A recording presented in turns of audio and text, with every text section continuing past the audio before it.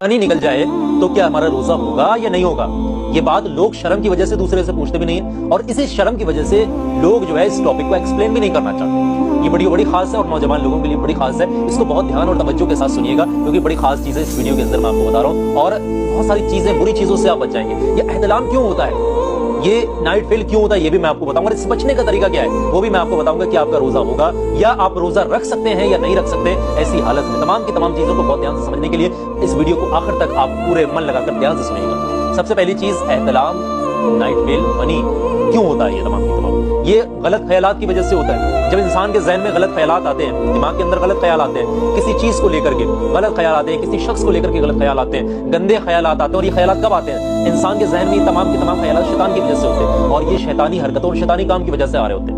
जब बंदा गलत रास्तों पर होता है, गलत इरादों का मालिक बन जाता है, और जब गलत चीजें देखना शुरू कर देता है, मोबाइलों के अंदर गलत पिक्चरें, ख्याश चीजें और गंदी वीडियोस और गंदी चीजें देखना शुरू कर देता है, तो उसके दिमाग में वैसी ही तस्वीरें बनना और वैसे ही इमेजिनेशन उसमें शुरू हो जाती है, और फिर वो रात में ये तमाम चीजें देख करके सोता है, या ख्यालात करके, या इस तरीके की बातचीत करके अपने दोस्तों से, किसी से भी करके सोता है। तो रात में जाहिर है कि शैतान के वसवसों की वजह से वो गलत फेल जो होते हैं ना, उनका सबका असर क्या होता है कि नाइट फेल हो जाता है और मनी निकल जाती है, और ऐसे तमाम मामला होते हैं। तो ऐसे में ये सवाल बनता है कि रोजा होगा या नहीं होगा, और रोजे की हालत में हुआ है तो रोजा टूट जाएगा या नहीं टूटेगा। अगर हो रखा है तो फिर वो इंसान सहरी कर सकता है या नहीं कर सकता, रोजा होगा या नहीं होगा। तमाम चीजों को समझा रहा हूँ, बहुत ध्यान से समझिएगा। सबसे पहली चीज, एक हदीस हमें मिलती है जो कि सही बुखारी और सही मुस्लिम शरीफ की हदीस है, और तमाम की तमाम चीजें उसके अंदर मिलती हैं। और उसमें ये हदीस में हमको मिलता है कि 3 लोगों से कलम को उठा लिया जाता है। 3 लोगों से कलम को उठा लिया जाता है, और वो 3 लोग कौन से?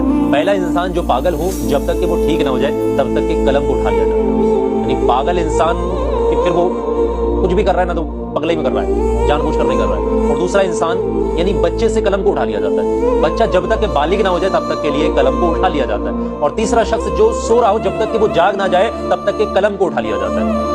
यानी सोने की हालत में ये तमाम कोई भी चीज होगी, या बच्चा कोई भी गलत काम कर रहा है, तो जब तक कि वो बालिग ना हो जाए, या पागल है जब तक कि वो ठीक ना हो जाए, ऐसे में अगर कोई चीज हुई है ऐसी, तो फिर वो गुनाह की तरफ नहीं है ना। ये चीज आपने ख्याल रखना है, हदीस के अंदर में मिलती है। जब तक कि वो इंसान जाग ना जाए सोए हुए। अब सोए हुए हालत में अगर नाइट, ये इस पर इंसानी कंट्रोल नहीं है। इंसान अपनी जानबूझ कर ये काम नहीं कर रहा। हाँ, अगर जानबूझ करके कर रहा है, किसी से फायाश बातें करके कर रहा है, गंदी पिक्चरें देख करके मनी एहतलाम को जो है वो बहा रहा है, निकाल रहा है, ऐसे में गुनाह तो वही, और बड़ा तगड़ा अजाब है फिर तो इसका।